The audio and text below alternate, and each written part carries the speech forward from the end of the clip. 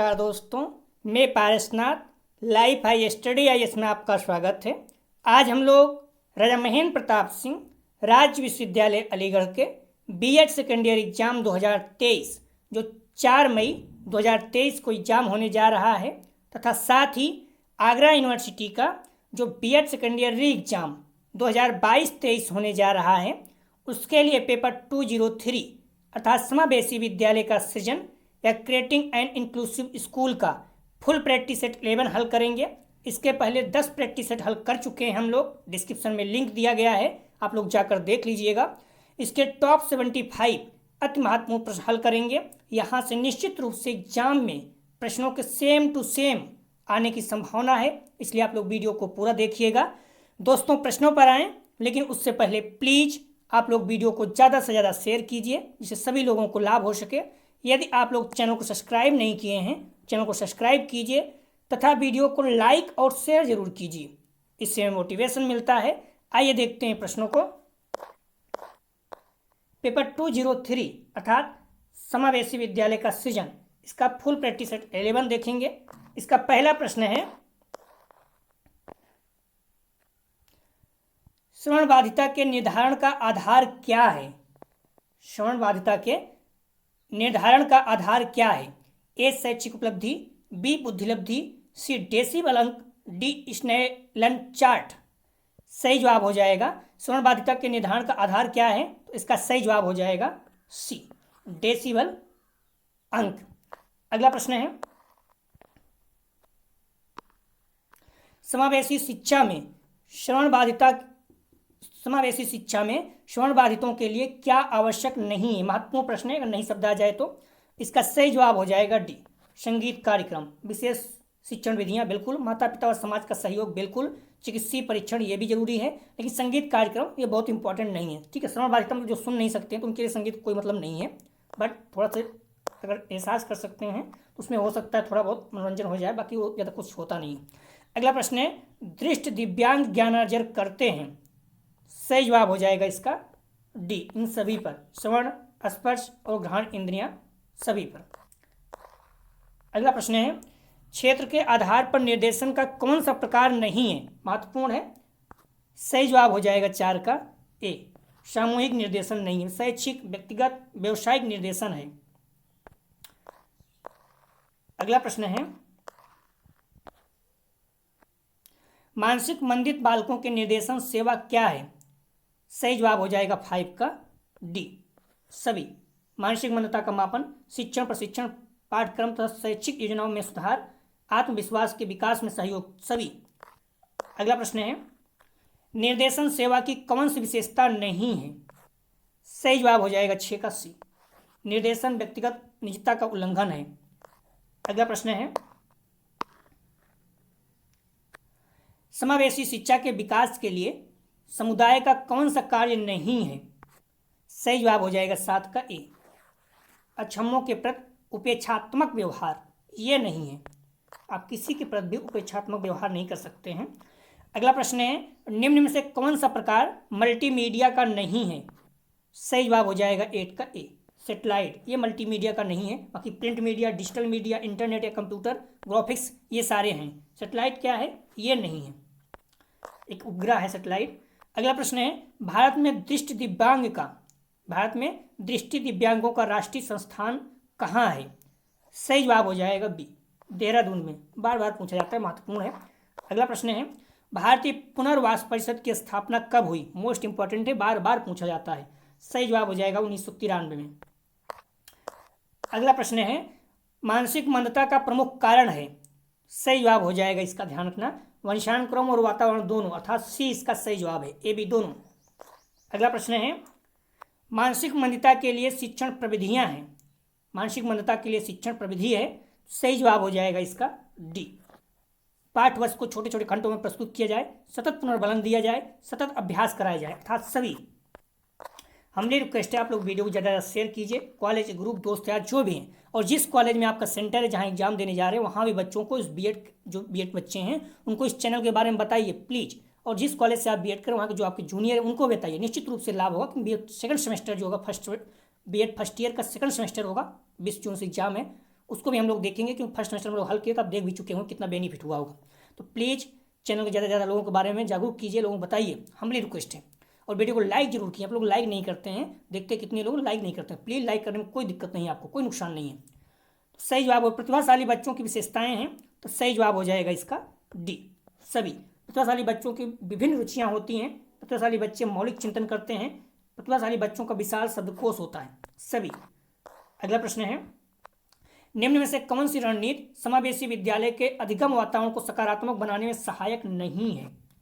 सही जवाब हो जाएगा इसका ए, समय सारणी की दृढ़ता। अगला प्रश्न है, निम्न में से कौन सा परामर्श भिन्न क्षमता वाले बच्चों के लिए आवश्यक होता है? सही जवाब हो जाएगा 15 का डी, व्यवसायिक, व्यक्तिगत, शैक्षिक, सभी। निम्न में से कौन सा समावेश पाठ्यक्रम के विकास में सहायक नहीं है? सही जवाब हो जाएगा 16 का डी, उद्देश्यों की उपयुक्तता का निर्धारण।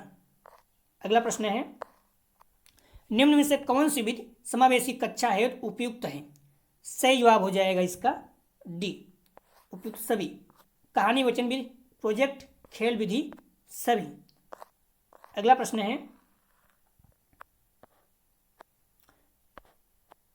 निम्न में से कौन सी रणनीति भिन्न क्षमता वाले छात्रों द्वारा सामान्य पाठ्यक्रम को ग्रहण करने में सहायक नहीं है? सही जवाब हो जाएगा 18 का सी, संवाद विधि द्वारा अधिगम। अगला प्रश्न है, निम्न में से कौन सा तरीका समावेशी कक्षा में पढ़ने के लिए सही नहीं है? सही जवाब हो जाएगा इसका सी, छात्रों पर कड़ा नियंत्रण, ये निगेटिव पॉइंट है, ये नहीं है। अगला प्रश्न है, निम्न में से कौन सा समावेशी शिक्षा हेतु पाठ्यक्रम निर्धारण का सिद्धांत नहीं है? सही जवाब हो जाएगा 20 का बी, दृढ़ता का सिद्धांत। प्रश्न को रिपीट कर दिया। अगला प्रश्न है, भारतीय सांकेतिक भाषा उपयोगी है?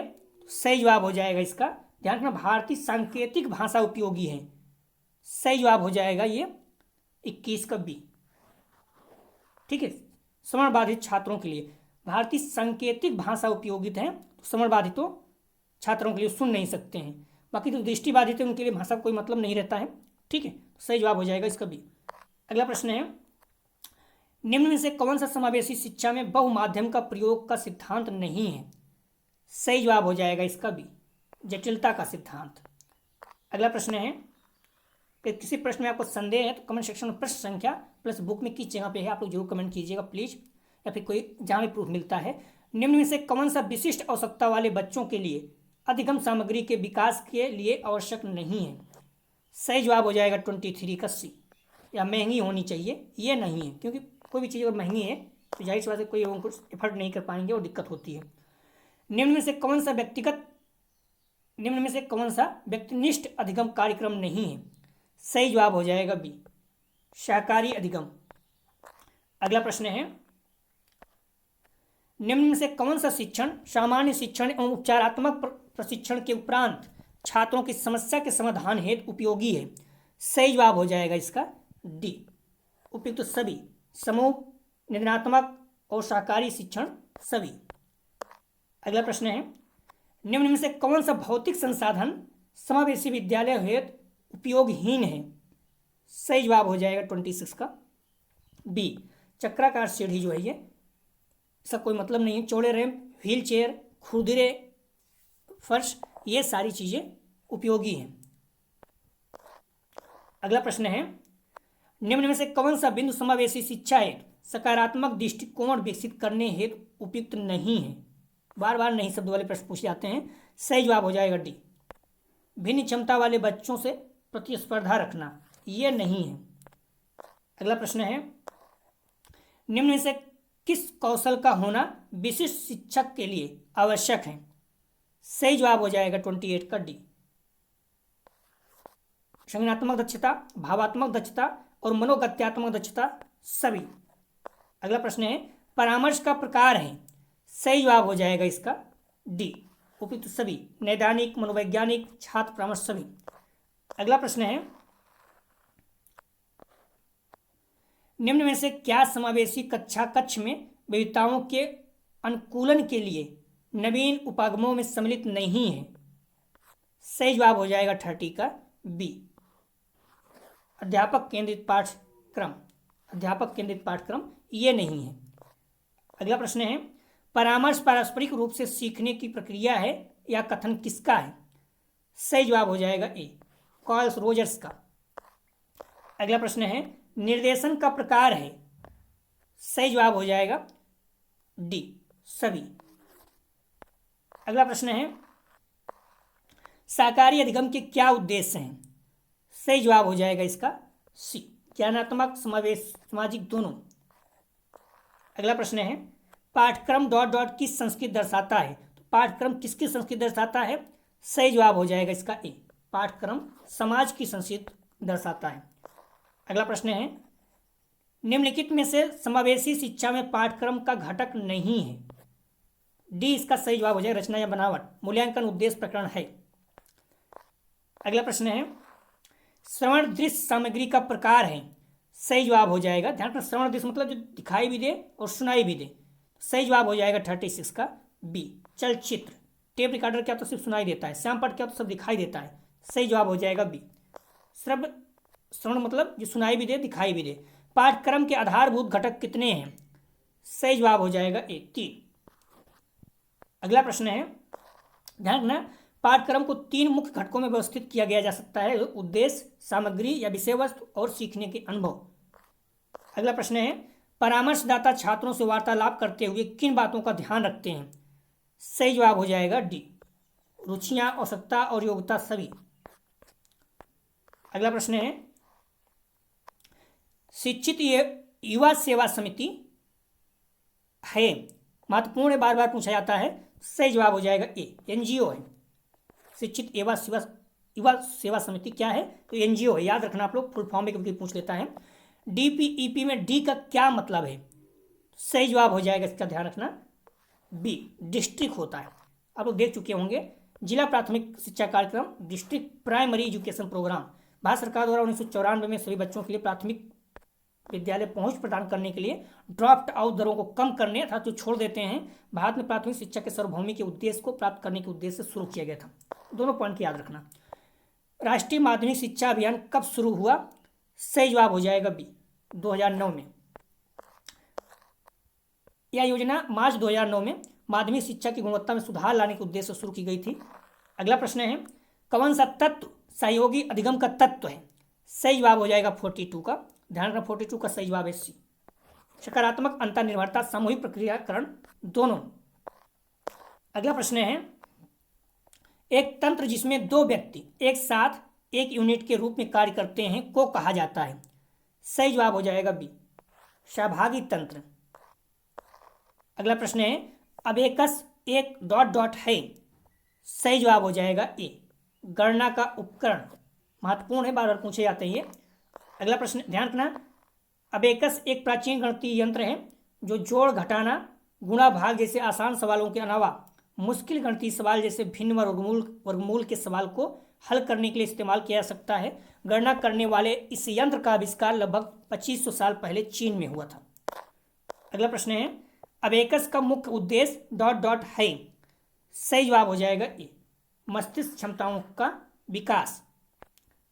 अगला प्रश्न है, ध्यान रखना, अबेकस कार्यक्रम का प्राथमिक उद्देश्य बच्चों के मस्तिष्क कौशल को उन्नत करने वाली प्राथमिक शक्ति को बढ़ाना है। अगला प्रश्न है, पहला अबेकस था? सही जवाब हो जाएगा इसका डी, मैकेनिकल अर्थात यांत्रिक कैलकुलेटर। अगला प्रश्न है, लोकोमोटर विकलांगता का संबंध है? सही जवाब हो जाएगा, ध्यान रखना, बी, हड्डी व जोड़।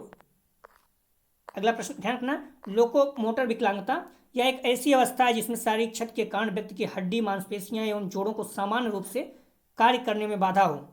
अगला प्रश्न है, सुनने की मशीन पहनी जाती है?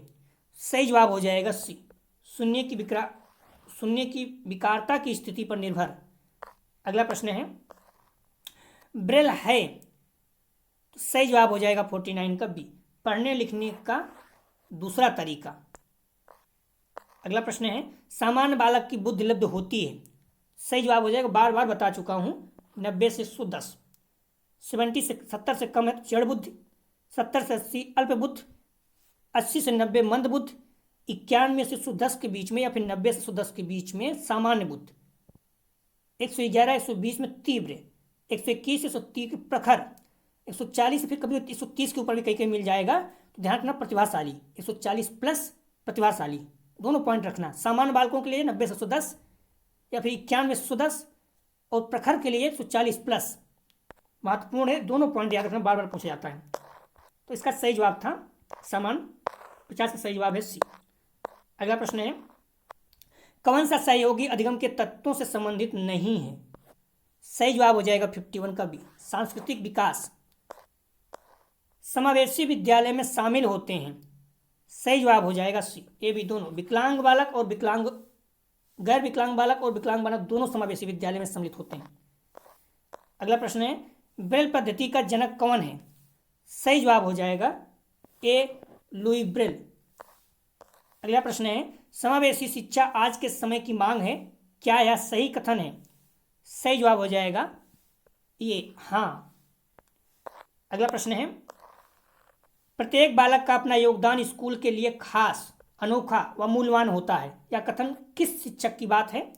सही जवाब हो जाएगा 55 का बी, समावेशी शिक्षा की। ठीक है, प्रत्येक बालक अपना योगदान स्कूल के लिए खास, अनोखा व मूल्यवान होता है, यह कथन किस शिक्षा की बात है? समावेशी शिक्षा। अगला प्रश्न है, समावेशी शिक्षा का मुख्य उद्देश्य क्या है? सही जवाब हो जाएगा ए, प्रत्येक छात्र महत्वपूर्ण व अनोखा होता है। अगला प्रश्न है, समावेशी शिक्षा की विशेषता कौन सी है? सही जवाब हो जाएगा इसका, ध्यान रखना, सभी के लिए शिक्षा, विभिन्नताओं की कोई समस्या नहीं, शिक्षा के मौलिक अधिकार, शिक्षा के मौलिक अधिकार, उपयुक्त सभी, टी इसका सही जवाब है। समावेशी शिक्षा की विशेषता सभी है। अगला प्रश्न है, कौन सा समावेशी शिक्षा का सिद्धांत है? सही जवाब हो जाएगा इसका डी, अस्वीकार न करने का सिद्धांत, भेदभाव रहित शिक्षा का सिद्धांत, अभिभावकों के सहयोग का सिद्धांत, सभी। अगला प्रश्न है, समावेशी शिक्षा की आवश्यकता का प्रमुख कारण कौन सा है? सही जवाब हो जाएगा डी, सभी। कम खर्चीला, सामाजिक मूल्यों का विकास, उचित शैक्षिक वातावरण। अगला प्रश्न है, सलमान का सम्मेलन कब आयोजित हुआ था, किस वर्ष में? सही जवाब हो जाएगा बी, 1994। अगला प्रश्न है, सलमान का सम्मेलन कहाँ आयोजित हुआ? सही जवाब हो जाएगा इसका बी, स्पेन में। दोनों जगह याद रखना।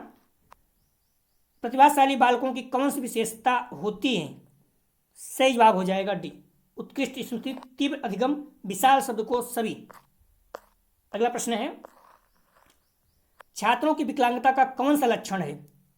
सही जवाब हो जाएगा डी, आसानी से भटकना, कार्य पर बने रहने में सफलता, पाठ बोधन में कठिनाई। हम्बली रिक्वेस्ट है आप लोग वीडियो को ज़्यादा से ज़्यादा शेयर कीजिए, कॉलेज ग्रुप दोस्त यार जो भी हैं, और वीडियो को लाइक जरूर कीजिए। जिस कॉलेज में एग्जाम देने जा रहे हैं वहाँ पर जो भी बच्चे बीएड के हैं उनको बताइए इस चैनल के बारे में प्लीज़। प्लस जो भी आपके जूनियर है जिस कॉलेज से आप बीएड कर रहे हैं वहाँ भी बच्चों को इस चैनल के बारे में बताइए, हम्बली रिक्वेस्ट है। अगला प्रश्न है, निर्देशन का शाब्दिक अर्थ होता है? सही जवाब हो जाएगा इसका, ध्यान रखना, दिखाना, रास्ता दिखाना, निर्देश दिखाना, डी इसका सही जवाब है, उपयुक्त सभी। निर्देशन मतलब होता है गाइडेंस, इस तरह से आपको गाइड करता है कोई। अगला प्रश्न है, मंदबुद्धि बालकों को पढ़ाने के लिए क्या आवश्यक नहीं है? एक नहीं है, सही जवाब हो जाएगा इसका सी, कालांशों की अवधि की कमी, ये नहीं है, बाकी पुनरावृत्ति एवं अभ्यास, अतिरिक्त पाठवस्तु, व्यक्तिगत शिक्षा सभी हैं।